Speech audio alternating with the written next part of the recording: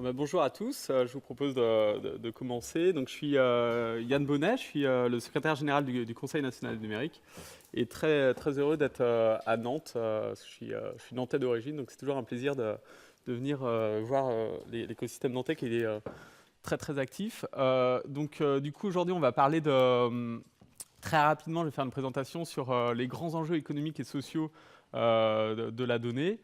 Avant de rentrer au cœur du sujet, en fait, je vais vous présenter un tout petit peu le Conseil national du numérique, qui est une jeune institution française. C'est donc une commission consultative indépendante.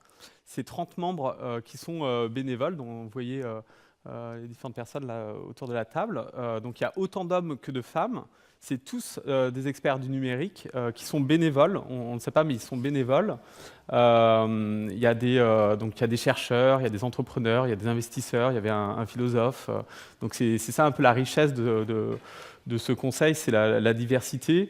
Et notre objectif, notre mission, c'est d'être l'interface entre l'écosystème numérique et le gouvernement. C'est une sorte de think tank en fait pour les gouvernements qui se succèdent. Et donc on rend des avis sur toute question qui a un rapport avec le numérique et qui a un impact sur l'économie ou la société. Alors on aime bien dire qu'on est le lobby de ceux qui n'en ont pas. Parce qu'effectivement, il y a beaucoup de lobbies qui tournent autour des sujets numériques, vous le savez. Et donc, du coup, nous, de notre côté, on essaie de passer beaucoup d'énergie à aller voir ceux qui n'ont pas ouvertement l'argent ni le temps de se faire entendre par les pouvoirs publics, que ce soit au niveau national, même voire au niveau européen. Parce comme vous savez, les sujets numériques dépassent largement les frontières. Et ce qu'on aime bien aussi faire, ce qu'on essaie de faire, c'est de ne pas être un énième comité Théodule et donc du coup on essaye d'utiliser des méthodes un peu ouvertes pour faire des journées contributives, pour mettre autour de la table des gens qui ne pensent pas la même chose et essayer de faire en sorte de trouver des équilibres. Voilà. Donc il y a 2 ans, on avait organisé une concertation qu'on avait appelée Ambition numérique. D'ailleurs, on était passé par Nantes notamment. Et donc, pour tout vous dire, on ne savait pas trop ce que ça allait donner, cette concertation. On avait été missionné par le Premier ministre de l'époque, Jean-Marc Ayrault, et c'était juste au changement avec Manuel Valls. Et donc, on a organisé une grande concertation sur les enjeux du numérique. Et qu'est-ce que ça a apporté concrètement? À la fin, ça a permis en fait d'organiser une autre consultation sur le texte, le projet de loi République numérique. Et je salue ici Luc Bello qui a été en charge du projet de loi République numérique, qui a été, je pense, quelque chose d'assez intéressant en France. C'était la première fois en fait, qu'on faisait une grande concertation comme ça et que ça aboutissait à un projet de loi. Et en plus, le débat, moi personnellement, j'étais assez inquiet parce qu'il y a malheureusement pas énormément de députés qui s'intéressent au sujet numérique de gauche comme de droite, sauf toujours les mêmes exceptions. Le débat était vraiment de qualité au Parlement et la loi a été votée à l'unanimité, si je me souviens bien. Donc c'était assez intéressant. On a eu des vrais progrès dans le projet de loi, notamment sur l'open data, sur des sujets sur la portabilité des données, qui est devenu un droit qui va être de plus en plus important. On reviendra sur le sujet et d'autres sujets. Donc c'était une belle expérience. À l'étranger, on a beaucoup été regardé. On nous demande souvent comment ça s'est passé exactement. Voilà, c'était à la fois une concertation en ligne et des journées contributives sur le territoire avec un certain nombre d'ateliers pour remonter. Et je pense que c'était assez intéressant comme méthode. Ça montre en quoi le numérique peut être un vrai outil d'empowerment et donc les citoyens peuvent contribuer à trouver des équilibres et à participer à la vie politique, à la vie de la cité. Avant de rentrer au cœur du sujet, je voulais présenter 3, 4 changements qui sont assez importants à nos yeux. Déjà, c'est clair que la donnée est devenue vraiment un actif complètement essentiel au niveau des entreprises. Toutes les entreprises assez traditionnelles étaient à la base axées sur des produits et on est passé d'une économie de stock à une économie de flux.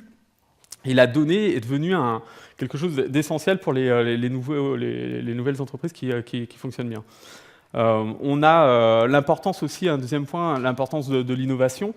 L'innovation, elle n'est pas seulement technologique. En France, on a trop souvent eu ce prisme de l'innovation technologique et ça se ressent dans certains systèmes d'aide comme le crédit d'impôt recherche. L'innovation, elle est multidimensionnelle, comme vous le savez. Elle est à la fois, il y a de l'organisation, il y a de l'innovation organisationnelle, il y a de l'innovation sociale. Quand on réfléchit des entreprises ou des services comme Airbnb ou Uber, c'est pas énormément technologique, c'est des innovations d'usage. Donc ça, c'est intéressant. Et ce qu'on voit aussi dans les entreprises actuellement, c'est qu'on est en permanence sur du test en permanence des différents services qui se basent sur la data. Donc en permanence, on est un peu testé dans nos pratiques des différents services. Et ça, il faut que toutes les entreprises le comprennent pour pouvoir aussi s'adapter à ça. Une autre composante, un autre changement important dans l'économie numérique, c'est que la concurrence, elle est devenue internationale. Donc on est plus, la stratégie souvent qui est la préférable, c'est d'être dans une stratégie de niche, mais globale. C'est d'être bon dans un secteur et penser directement international.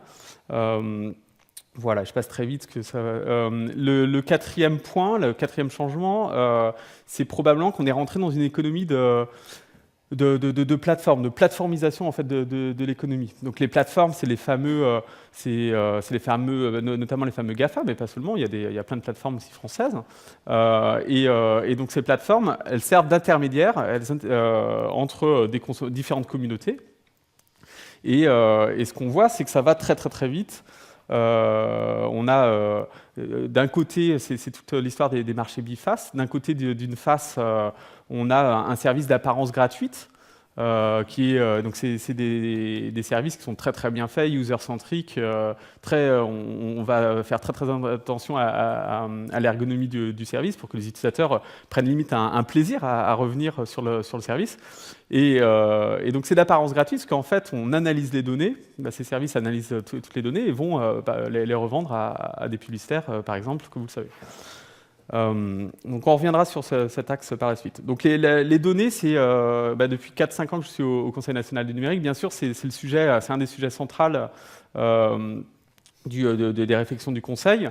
Donc pour essayer de rentrer, parce qu'on pourrait en parler pendant des heures, ce que je vous propose, c'est de rentrer sur deux sujets et de faire un focus sur deux sujets. Je vais vous parler un peu de données et d'intelligence artificielle, et ensuite aborder le sujet des données et des plateformes. Donc l'intelligence artificielle, tout le monde en parle, il y a une sorte d'hystérie en ce moment, on en parle beaucoup dans les médias. Comme vous savez, c'est pourtant très vieux, hein, ça fait 40 ou 50 ans qu'il y a pas mal de chercheurs ou d'informaticiens qui travaillent sur ce sujet-là. Il n'y a pas que le deep learning, il n'y a pas que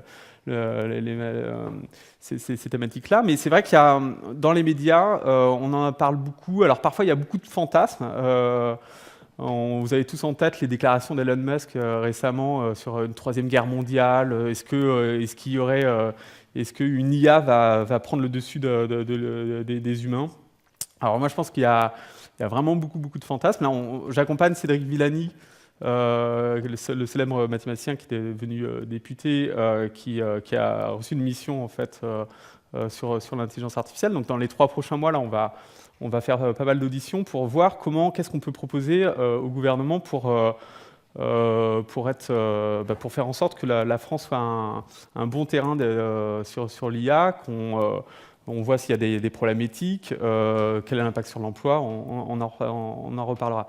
Mais sur l'intelligence artificielle, ce qu'on peut voir, c'est si ça progresse énormément là, ces derniers temps, c'est probablement dû à 3 causes. La première, c'est qu'il y a eu des progrès énormes de fait d'un point de vue algorithmique, notamment sur le deep learning. Et on a Yann Lequin, qui est maintenant le responsable de l'IA Facebook, qui est français et qui est un peu à l'origine de beaucoup de choses sur le sujet. Et je pense qu'on peut être assez fier. Et là aussi, quand vous allez à San Francisco, vous voyez qu'il y a plein de Français dans l'écosystème de San Francisco de l'IA, c'est beaucoup de francophones. Et donc ça, je pense qu'il faut avoir conscience aussi, on est très demandé en fait à l'étranger. La deuxième cause de l'explosion de l'IA, c'est probablement des augmentations de capacité de traitement des données et de calcul. Et puis la troisième cause, c'est probablement aussi la capacité de stockage. Après l'IA, qu'est-ce que ça fait exactement je ne sais pas d'ailleurs si le terme intelligence est le mieux choisi. Comme vous le savez, c'est plus en fait de la reconnaissance à ce stade de reconnaissance soit d'image, et on va le voir sur des applications de voitures autonomes ou de santé, ou des applications de reconnaissance audio. Notamment, on a vu là le succès assez inattendu de Echo Amazon avec Alexa. Vous avez vu, c'est une sorte de petite baffle qui fait fureur, notamment aux États-Unis. Il y a eu 10 millions de ventes là, en très peu de temps, et où on n'a plus vraiment besoin d'ordinateur ou de téléphone. On interagit avec cette baffle et on lui pose des questions, et elle sert en fait, elle va faire fonctionner différents algorithmes d'IA. Elle va chercher les informations, et on peut commander une pizza, on peut avoir la météo, on peut avoir plein de choses, et il y a plein d'applications qui arrivent. Donc voilà. Donc ça c'est sur l'IA, ça bouge énormément en ce moment. On a une grande question qui se pose depuis quelques années et qui inquiète beaucoup, c'est l'emploi, le travail. Je ne sais pas si vous avez en tête, il y a des chercheurs, notamment d'Oxford, qui ont sorti il y a 1 an ou 2 une étude où ils indiquent qu'il y a entre 40 et 50% de l'emploi qui est automatisable d'ici 10 à 20 ans. Ils ne savent pas trop. Alors cette étude, elle fait un peu polémique. Moi, je ne sais pas du tout ce qui va se passer. Je ne suis pas Madame Soleil. Ce qu'on sent, c'est que probablement la majorité de nos emplois vont être transformés, dans certaines tâches en tout cas. Et donc du coup, se pose la question de la complémentarité entre l'homme et la machine. Et un des exemples, c'est donc la santé. Et notamment, il y a eu des progrès énormes sur la recherche de tumeurs, de cancer du sein.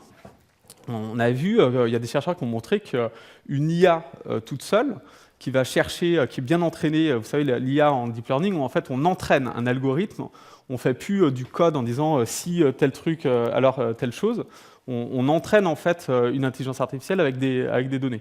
Donc là, ils ont nourri une IA sur le sujet, et le taux d'erreur est à peu près de 8% pour détecter une tumeur, quand on fait fonctionner uniquement une IA. Un humain bien formé, un bon médecin, spécialiste, va avoir un taux d'erreur de 4%. Donc il va faire un peu mieux à ce stade, ça va évoluer, mais à ce stade par rapport à l'IA.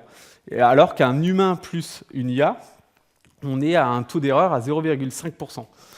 Donc c'est plus, l'idée c'est probablement, il va y avoir des transformations de nos métiers, et donc il va falloir qu'on réfléchisse, et les pouvoirs publics doivent le faire, mais pas seulement, à voir quels sont les endroits où on va être le plus complémentaire, quelles sont les compétences qui sont nécessaires, comment on anticipe tout ça, comment on change le système éducatif, et c'est aussi un gros sujet, pour anticiper tout ça, parce que il va y avoir probablement, je ne sais pas si vous avez lu l'interview d'Obama qu'il avait fait dans Wired il y a quelques temps, qui est excellent. Je vous l'encourage. Et c'est clair, en fait, il va y avoir des puissances qui vont comprendre plus vite que d'autres l'importance de l'IA, et ça pose des enjeux énormes pour une économie, pour une société. Donc, ce qu'on voit aussi, c'est dans l'IA, c'est que l'enjeu majeur, c'est l'accès aux données. Et c'est assez étonnant, on voit Facebook, Google, tous les gens, même Apple, libérer en fait les algorithmes en open source, ce qui n'était pas obligatoirement une habitude de ces géants. Mais par contre, ils ont bien compris que en fait, l'enjeu, c'est l'accès aux données, et eux, ces géants du numérique, sont assis sur des silos de données qui sont gigantesques. Donc là, ça pose plein de questions, parce qu'il faut il y a des acteurs au niveau français, je ne sais pas si vous avez vu, il y a la SNCF, la RATP qui commencent à partager leurs données sous conditions avec l'écosystème. Il y a des nouveaux modèles à inventer. Ça pose des questions de souveraineté, parce que si demain l'IA devient de plus en plus importante, et quand on va se soigner, on est dépendant que les données aillent sur un algorithme qui tourne uniquement aux États-Unis et compagnie, comment on va gérer la valeur de tout ça, les questions que ça va poser. Donc une question de captation de valeur qui est énorme, notamment dans le sujet de l'automobile, des voitures autonomes. Je crois que la valeur actuelle de l'OS, de la partie logicielle des automobiles, actuellement, elle est à peu près à 40%. Et les prévisions font que la valeur devrait passer probablement vers les 70%. Donc il y a un énorme enjeu, une transformation radicale en fait, du métier des industries automobiles qui est assez importante. On a aussi bien sûr plein d'enjeux sociaux. Donc, comme je disais tout à l'heure, on entraîne les algorithmes, vous le savez, par des données. Du coup, on a une vraie question sur la représentation en fait, de la réalité que se fait l'algorithme et que va projeter en fait, à l'humain cet algorithme. Et du coup, on a des risques de reproduction de biais. Si on part de données où les humains sont racistes, sexistes et compagnie, les algorithmes prendront des décisions sexistes, racistes et compagnie. Donc du coup, ça pose plein de questions et il y a pas mal d'études qui montrent, vous l'avez en tête, par exemple, il y a des chercheurs qui ont montré que sur Google, quand vous étiez une femme, les métiers de rêve qui sont proposés sont beaucoup moins bien payés en fait que ceux des hommes, ce qui pose quand même un gros problème. Du coup, il va falloir un peu s'intéresser à tous ces sujets-là pour voir s'il n'y a pas, comment on peut éviter un certain nombre de biais. Et c'est notamment sur la reproduction de stéréotypes, notamment il y a un algorithme qui s'appelle l'algorithme de Glove, qui était développé par Stanford, qui fait de la comparaison, qui fait des corrélations entre les mots qui sont utilisés, notamment on peut l'utiliser dans la traduction. Et là aussi, on voit des biais énormes où ils associent en fait des adjectifs, des caractéristiques entre les hommes et les femmes qui font froid dans le dos à certains moments. On a aussi tout un sujet qui est énorme sur la justice prédictive ou la police prédictive. Demain, moi, je vais à l'ONU pour parler de ce sujet-là. Donc, c'est un sujet qui intéresse énormément de monde. Il y a pas mal d'expérimentations à différents endroits. Comme vous le savez, aux États-Unis notamment, ils utilisent des algorithmes pour essayer de se baser sur des données en se disant il est fort probable qu'à cet endroit, à cette période-là, il va y avoir un problème. Ça pose plein de questions éthiques. Ça ne marche pas toujours d'ailleurs, souvent pas. Et donc, mais il y a un tel enjeu et dans une actualité assez chargée en termes de sécurité, il y a beaucoup de rêves qui sont portés là-dessus. Ensuite, je pense qu'il y a un énorme sujet qui anime énormément le microcosme des gens qui s'intéressent à l'IA. C'est l'explicabilité des algorithmes. Parce que ce qu'on voit en fait sur notamment les réseaux de neurones, le deep learning, c'est plus ça marche avec des couches de neurones, et plus il y a de couches de neurones, plus en quelque sorte ça va être précis la réponse et la prédictibilité va être plutôt bonne. Mais par contre, on n'arrive pas à l'expliquer. On n'arrive pas à expliquer la décision qui est prise. Et donc là, vous avez aussi tout ça, toutes et tous en tête, le sujet de la responsabilité en cas d'accident, qui est responsable, est-ce qu'il faut mieux choisir si une voiture fonce sur des enfants ou grille un feu rouge pour s'écraser et tuer le conducteur. Voilà, il y a plein de sujets qui sont réfléchis en ce moment. Alors, très rapidement, le sujet plateforme, la deuxième partie. Donc, les plateformes, j'en ai parlé rapidement. Prennent une place énorme. Et moi, par exemple, Google, il n'y a pas une boîte qui a autant changé ma vie. Sauf qu'ils ont un pouvoir en fait énorme sur l'écosystème. Et c'est pour ça que nous, au niveau du conseil, on a poussé notamment le concept de loyauté des plateformes. Parce que la loyauté des plateformes, c'est demander aux plateformes de dire ce qu'elles font, de faire ce qu'elles disent, et de permettre aux utilisateurs de le contrôler. Parce que, notamment Twitter, on l'a vu récemment, avait changé ses API très rapidement, ce qui fait que tout l'écosystème était, notamment l'écosystème des développeurs, était assez embêté. C'est devenu un passage obligé, en fait, ces plateformes. Au même titre que la net neutralité est extrêmement importante, c'est le principe d'égalité, en fait, qui permet l'innovation, qui permet la liberté de parole. Les plateformes, tout le monde, quand on a 95% du marché de la recherche en France où c'est Google, c'est devenu un passage obligé. Et donc il faut essayer de définir des nouvelles règles. Et donc on a poussé ce concept de loyauté au niveau français dans la loi République numérique par la partie B2C. On discute énormément avec la Commission européenne en ce moment sur le sujet. Et on a lancé en fait l'idée d'une agence européenne pour la confiance numérique. Et donc ça, on discute beaucoup avec le gouvernement en ce moment. On va lancer, a priori, théoriquement, d'ici début octobre, une plateforme de débat sur le sujet, pour essayer de co-construire ensemble, et je vous invite à venir d'ici la fin septembre sur cette plateforme, pour définir un peu quel serait le rôle de cette agence au niveau européen, quelle mission, quelle gouvernance. Et l'idée, c'est de travailler sur l'asymétrie. Parce que ces plateformes ont énormément de données sur nous, les utilisateurs, les acteurs, et nous, on n'a pas beaucoup de données sur elles. Et donc, on va essayer de gagner un peu, d'être plus efficace sur le sujet pour essayer d'éviter les cas, en ce moment, par exemple, le cas Google au niveau de la Commission européenne, vous avez tous en tête, ça a duré 8 ans la procédure, et c'est pas possible. Dans notre monde, on peut pas attendre 8 ans, c'était sur le sujet de Google Shopping, on ne peut pas attendre 8 ans. Il y a les boîtes, les concurrents ont le temps de mourir 14 fois, si ce n'est plus. Ça pose aussi plein de questions, il ne me reste plus beaucoup de temps, mais en termes de fiscalité, et on en a beaucoup parlé dans l'actualité, ce n'est pas un sujet qui est spécifique au numérique, c'est plutôt un sujet qui est spécifique entre les multinationales qui savent utiliser des avocats et optimiser de façon agressive leurs impôts, comme le dit l'OCDE, et les petites PME. Et ce n'est pas totalement normal qu'une boîte comme Apple paye 0,005% d'impôts en Irlande, alors que notre boucher du coin va payer 30% d'IS.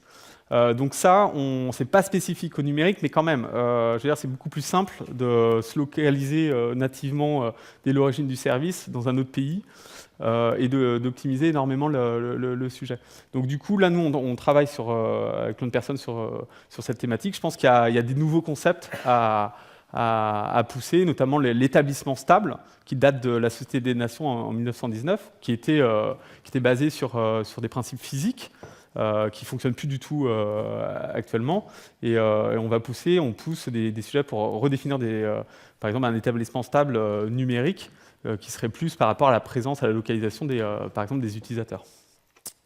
Voilà. Et puis le dernier sujet, pour conclure, c'est le sujet du chiffrement, de la sécurité. Je crois que juste après moi, il y a une personne de l'ANSSI, si je ne me trompe pas, qui fait une intervention.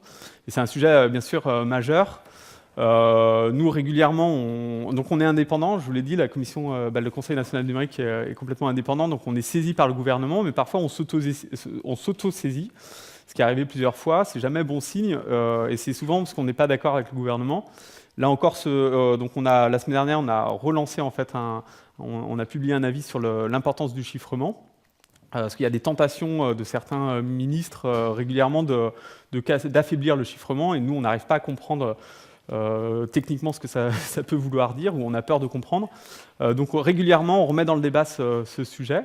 Ce matin, on a aussi poussé un CP, je vous invite à regarder, sur le Privacy Shield. Donc c'est un accord, comme vous savez, qui est entre les États-Unis et l'Union européenne, où nous, on appelle à ce que ça soit renégocié et de ne pas être naïve par rapport à un certain nombre d'acteurs étrangers. Si on donne des contraintes au niveau des acteurs français et européens, notamment des réglementations liées à la CNIL pour la protection des données, c'est quand même important que les acteurs américains respectent les mêmes contraintes. Et puis en plus, on n'est pas rassuré du tout par rapport au sujet de la surveillance et des choses qui sont affichées par le gouvernement américain sur le sujet. On pense que les Européens vont être protégés aussi, et sur notamment la surveillance de masse. Donc voilà, donc le sujet chiffrement, c'est extrêmement important dans l'économie numérique, et nous, on pousse sur ce sujet. Voilà en gros, en quelques minutes, la présentation des enjeux économiques et sociaux. Voilà. Je ne sais pas si si on a le temps d'une ou deux questions, ou si c'est clair.